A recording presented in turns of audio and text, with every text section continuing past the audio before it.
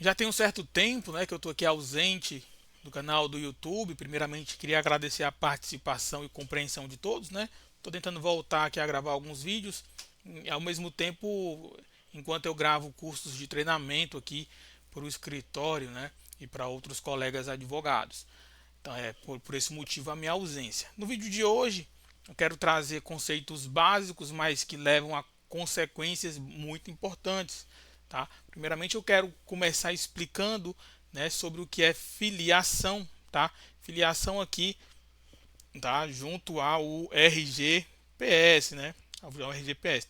O RGPS, para quem não sabe, é um regime, né, que é administrado pelo INSS, tá? Então, o RGPS ele é administrado pelo INSS.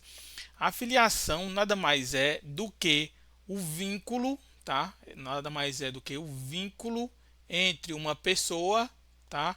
E o IN e o RGPS, tá? Que é administrado pelo INSS. É importante determinar o que? É um vínculo que se estabelece entre uma pessoa natural, né? Uma pessoa natural, pessoa física, né? Que o pessoal costuma chamar, e o RGPS, que é administrado pelo INSS. Por que é importante trazer isso aqui?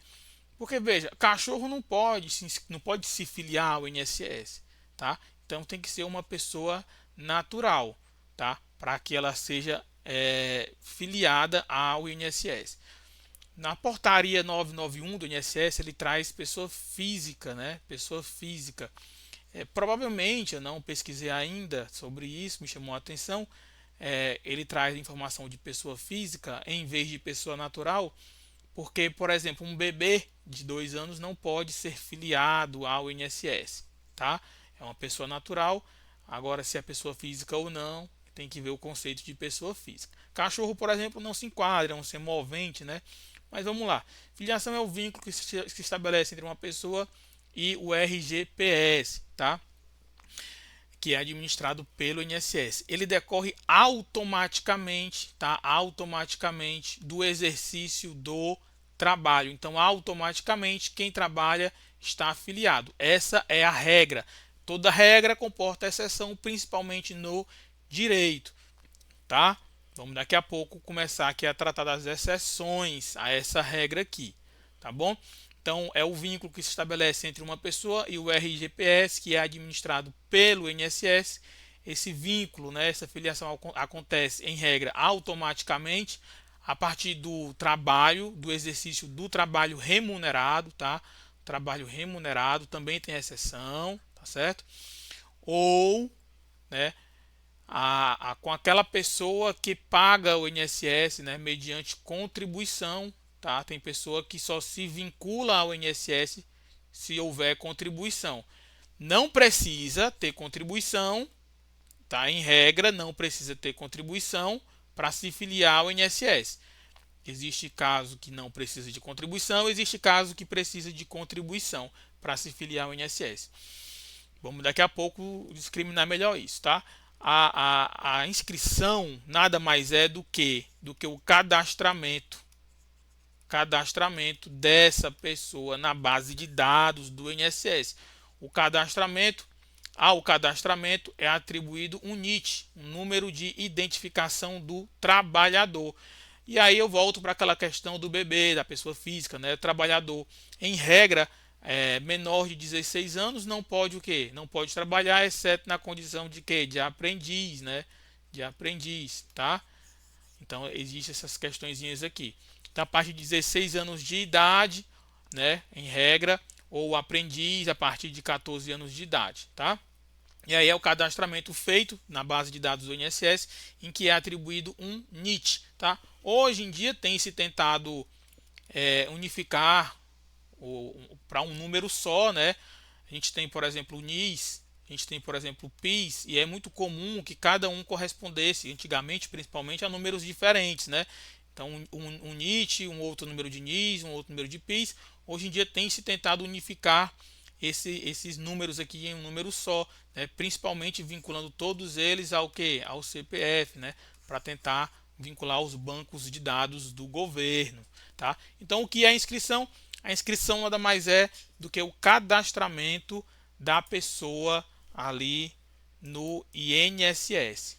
O cadastramento é importante porque o cadastramento ele vai dizer para o INSS, né, qual é a situação jurídica, né? Se é uma situação jurídica, por exemplo, de filiado, né? Então, ele está se inscrevendo como quê? Como filiado, ou não, ele está se inscrevendo como quê? Como dependente, né? Então, é essa questão aqui também. Então, são os dados cadastrais, como por exemplo, nome, profissão, endereço, telefone, data de início do trabalho, se for o caso, tá? Aqui no caso do dependente, né, data de início do benefício, ou data do requerimento, etc. Tá? Então, a inscrição ela vai promover a esse cadastramento aqui na base de dados. Tá? Para a terceira pergunta, eu estou tentando não deixar esse vídeo muito longo, né? Vamos tentar aqui responder a terceira pergunta.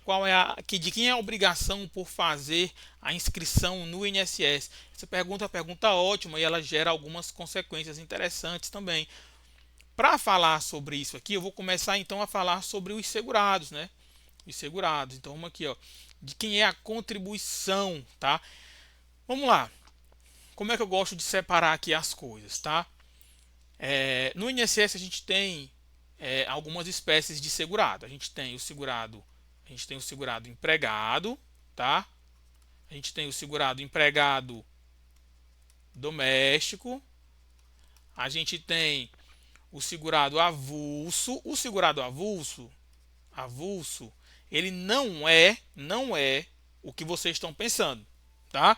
O segurado avulso não é aquela pessoa que trabalha avulsa, que trabalha fazendo bico, que trabalha aqui, que trabalha ali, aquele trabalho esporádico. Não é esse, tá? O trabalhador avulso é outra coisa, daqui a pouco eu vou falar dele, tá? A gente tem o segurado, o contribuinte. Vou colocar o contribuinte individual, tá? O contribuinte individual. O avulso, que o pessoal chama, que o leigo chama, individual. O avulso, que o pessoal chama, o trabalhador esporádico ali, que faz um bico aqui, um bico ali, na realidade ele é um contribuinte individual, tá? O trabalhador avulso é outra coisa, eu vou já distinguir eles dois. E nós temos também o segurado, eu vou colocar o segurado facultativo aqui logo embaixo, o segurado facultativo, e por fim eu vou colocar aqui o segurado especial. O segurado especial, que é ali o agricultor, que é o pescador, que é a marisqueira, que é a esposa do agricultor, né? Antigamente não se falava em agricultora, falava-se em do lar, né? Ela também era segurada, também é segurada especial, tá? Vamos lá, então de quem é a obrigação por fazer a inscrição no INSS, né? Se o cara já tem inscrição, já tem os dados dele cadastrados, de toda forma, tem que se cadastrar o quê? A profissão, a atividade atual, né? O cargo atual, a empresa atual, o trabalho atual. Então, o empregado já tem um cadastro lá, por exemplo, no INSS. Mas aí a empresa vai cadastrar e vai fazer a inscrição dele de quê? Do novo vínculo de emprego, por exemplo, tá? Então, a responsabilidade, a obrigação de fazer a inscrição do empregado e do vínculo de trabalho e do cargo e etc. é de quem é da empresa. Então, nesse caso aqui é da empresa, tá? Do empregador doméstico é do patrão, tá? A gente chama de equiparado à empresa. Então, o empregador doméstico, o patrão, né? Ele vai fazer ele é obrigado a fazer a inscrição da pessoa e o cadastramento do vínculo de trabalho. Então, também aqui eu vou colocar como empresa para chamar de equiparado à empresa, tá? A gente tem também o avulso, o trabalhador avulso, tá, pessoal? Ele é o quê? Ele ele tem duas modalidades, basicamente. Tem o portuário e tem o não portuário. Mas a situação jurídica dele é muito parecida com a do empregado e é muito parecida com a do contribuinte individual que presta serviço, que vocês vão já já conhecer. Ele trabalha geralmente nos portos, tá?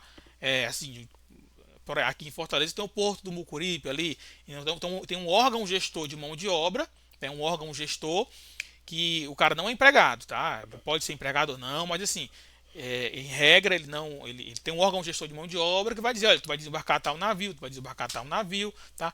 É mais ou menos assim. Então, existe uma empresa que gerencia a mão de obra dele, existe um órgão que gerencia a mão de obra dele, ou o sindicato. O sindicato tem sindicato que faz também essa gestão de mão de obra dos filiados ao sindicato, tá?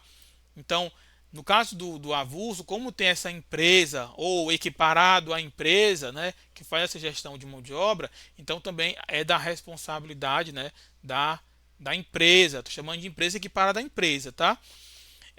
O contribuinte individual, então assim, esses três primeiros aqui, né, que eu já mostrei, esses três primeiros aqui, quem é que tem que fazer a inscrição da pessoa, dos dados da pessoa, é a empresa. Do vínculo de emprego é a empresa, do vínculo de trabalho é a empresa, tá? O contribuinte individual, aqui entra aquela situação que eu falei do avulso, né? O avulso autônomo, né? O autônomo que trabalha por conta própria, tá? Então, que a gente tem o autônomo que trabalha por conta própria. É o cara que está em casa um dia, resolve comprar. É o cara que está em casa um dia, resolve comprar massa de pastel, comprar queijo, comprar não sei o que, resolve vender pastel em frente à própria casa, tá? Então esse cara é o autônomo, né? O autônomo, tá? Aqui entra o autônomo, entra o empresário, tá? E aqui eu estou dividindo ele em dois, tá? A segunda aqui é o contribuinte individual para dividir, o autônomo em cima, o empresário embaixo, em cima também. E embaixo eu vou colocar o contribuinte individual que faz o quê? Que presta serviço, certo? À empresa, tá? Então nessa situação aqui, a empresa ou equiparado à empresa, tá? Então, por exemplo, um pedreiro, a gente pensa que o pedreiro é autônomo, né? Mas na realidade o pedreiro, ele na verdade ele é um contribuinte individual, tá? E ele geralmente presta serviço a pessoas físicas, tá? Ou pessoas jurídicas. Então, aqui a responsabilidade por fazer a inscrição dele é do tomador do serviço dele, tá? Beleza? Então, a inscrição dele, se já tiver inscrição, tem que fazer o que? A inscrição do trabalho, o registro do trabalho. De um dia, de 2 dias, de 3 dias, não importa. De uma semana, de 5 dias, de meio período, tá? Tem que fazer essa retenção, essa inscrição e o pagamento da contribuição. Por exemplo, o pessoal que fiscaliza prova de concurso, prova do Enem, por exemplo, aquele pessoal ali, eles estão lá vinculados a uma dessas categorias aqui. Então, por exemplo, quem fiscaliza o Enem, que recebe o pagamento pela diária lá, nem a diária toda, né? Muitas vezes é só meio período. A contribuição ela é retida pela empresa e a empresa repassa para o INSS, na condição de que contribuinte individual, prestador de serviço, tá? Então é responsabilidade da empresa. O facultativo e o segurado especial, e aqui eu vou falar agora sobre eles dois. Deixa eu botar aqui o lápis, tá? Então vou falar sobre esse aqui, ó, o contribuinte individual autônomo, o empresário, né, por conta própria. Vou falar sobre o facultativo, tá? E vou falar sobre o segurado especial. E essas três modalidades aqui, tá? Esses três aqui, a obrigação por se inscrever ao INSS, ao RGPS, é deles, tá? Então a obrigação é deles. Eles que têm que promover a própria inscrição no RGPS, tá? Se não for feito isso, problema deles, tá? Em relação aos de cima, que a responsabilidade não é da própria pessoa, que a responsabilidade é da empresa, o trabalhador não pode, tá? Não pode sofrer nenhuma consequência em relação a isso aqui. Se a responsabilidade é da empresa, se a lei diz que a responsabilidade por me inscrever é da empresa, se a empresa não faz isso, eu não posso ser penalizado por isso, tá? Essa é a regra, tá bom? Já esses outros três aqui são eles mesmos que têm que promover a inscrição junto ao INSS. Então, o contribuinte individual tem que ir lá no INSS e se inscrever como contribuinte individual, né? Se já tiver inscrição, tem que fazer o cadastramento da atividade profissional, certo? O segurado facultativo, ele não trabalha. Não trabalha. Então, como ele não trabalha, a filiação dele vai acontecer somente através de contribuição, tá? É interessante o seguinte, antigamente, no passado, o contribuinte individual autônomo, ele trabalhava, ele estava afiliado, ele não precisava pagar. Mas depois mudou-se o entendimento, 2011, 2012, mudou-se o entendimento para que ele se filia, mas não se filia, né? Ficou muito parecido com o do facultativo, o contribuinte individual autônomo. Então só vai ter validade a inscrição dele com o pagamento também da contribuição, tá? Ele pode se filiar, se inscrever depois de se filiar e tem que indenizar para trás, etc. Mas assim, a responsabilidade aqui é dele, a responsabilidade aqui também é desse. Em regra, você pode ter em mente que só vai valer da contribuição paga, tá? Em regra. Tem exceção? Tem exceção. Em outro momento a gente fala sobre isso. Então veja, quem é o obrigado a fazer a própria inscrição aqui? O contribuinte individual autônomo e o segurado facultativo também, tá? Faz a inscrição e paga a contribuição. A partir daí do pagamento da contribuição é que está válida o que? A filiação do cara, tá? A inscrição está lá e aí ele faz o pagamento, ele se inscreve, faz o pagamento e aí ele está afiliado. Os outros trabalharam, já estão filiados, independente de inscrição, certo? Independente de inscrição, tá? E também independente de pagamento, precisaria nem pagar. Se a empresa não pagar, problema da empresa. O cara não pode sofrer com isso, não. E aí o INSS, ou melhor, a Receita Federal, que tem que ir atrás da empresa para cobrar as contribuições, tá? Então vamos lá, ó, regrazinha interessante, ó. Se a empresa é obrigada a inscrever o cara, a empresa também é obrigada a fazer o quê? A pagar a contribuição dele, certo? Se a empresa não faz a inscrição, o problema não é do cidadão, é da empresa. Se a empresa não faz o pagamento, o problema não é do cidadão, é da empresa. Aí a empresa é que tem que se ver com o INSS e com a Receita Federal, multa e etc. Agora, isso aqui para os três, tá? O empregado doméstico, o avulso aqui e o contribuinte individual que presta serviço, tá? Já para o individual autônomo e para o segurado, desculpa, e para o facultativo, aí não, aí é ele mesmo que tem que promover a inscrição dele e, por consequência, o pagamento da contribuição dele. Se ele é responsável pela inscrição, ele também é responsável pelo pagamento, tá? O segurado especial aqui, ele é interessante porque ele também é obrigado a fazer o quê? A se inscrever, tá? Mas a lei é mais branda com ele. Então a lei admite que ele não se inscreva, tá? Então vamos lá, ele é obrigado a se inscrever e aí, portanto, como eu falei, ele é obrigado a o quê? A pagar o INSS, certo? Mas a lei é mais branda com ele, porque é aquele cara que geralmente trabalha na roça, afastado do campo, não tem acesso a nada, desconhece os direitos previdenciários dele, então a lei permite, né, que ele nem se inscreva e nem faça pagamento, tá? Tem uma exceção aqui em relação a ele aqui, tá? Só que por outro lado ele tem que provar o quê? Tem que provar a atividade rural, certo? Provar a atividade rural. Tem gente que quer provar atividade rural com pagamento de sindicato. Pagamento de sindicato não prova atividade rural, não. Só prova que o cara pagou o sindicato. Explicado isso, vamos fazer agora o seguinte. Eu quero falar sobre inscrição pós-mortem, né? Então, o cara não se inscreveu. Então, por exemplo, o empregado nunca foi inscrito pela empresa. A empresa nunca pagou, né? Como eu falei, se a empresa nunca inscreveu o cidadão e também nunca pagou a contribuição, tá?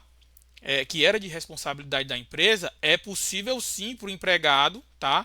Fazer a inscrição pós-mortem, é feita pelos dependentes dele, tá? Aí como é que é feita? Faz a inscrição, né, do cidadão, registra os dados do cara, se já tiver registrado os dados do cidadão lá através de NIT, faz só o cadastramento passado, né, da filiação. Porque com a inscrição, né, que aqui vem o impacto dela, né, a inscrição ela vai informar o período de trabalho, tá? Então se o cara trabalhou daqui para cá, a inscrição, o ideal é que ela seja feita aqui ou aqui pertinho da filiação, certo? Então o ideal é que a inscrição seja feita pertinho da filiação, tá? Se o cidadão se inscreve aqui para provar que ele trabalhou para trás antes da inscrição, aí é um problema, tá? Aí é um problema, mas dá para resolver, tá? É resolúvel isso aqui. Então vamos aqui, ó, para vocês entenderem, tá? A inscrição, que aí eu vou responder a pergunta. A inscrição, né? Já respondi o seguinte, já respondi quem era ali os obrigados, né, a fazer a inscrição. E aí faz a inscrição aqui, dizendo que o cara começou a trabalhar aqui, certo? É problema da empresa, tá? Problema da empresa. Se a empresa não escreveu nem nada, não tem problema não. Então veja, a inscrição, a filiação acontece primeiro, então a filiação acontece primeiro e a inscrição acontece o quê? Acontece depois, né? Aqui a filiação e aqui a inscrição, certo? Então a filiação acontece primeiro e a inscrição acontece depois. Filiação primeiro e inscrição depois, tá? Assim que funciona, em regra, tá? Então o cara primeiro começa a trabalhar, já está afiliado, aí a empresa cadastra a informação de trabalho e aí o INSS registra a informação de que o cara está afiliado desde tal data.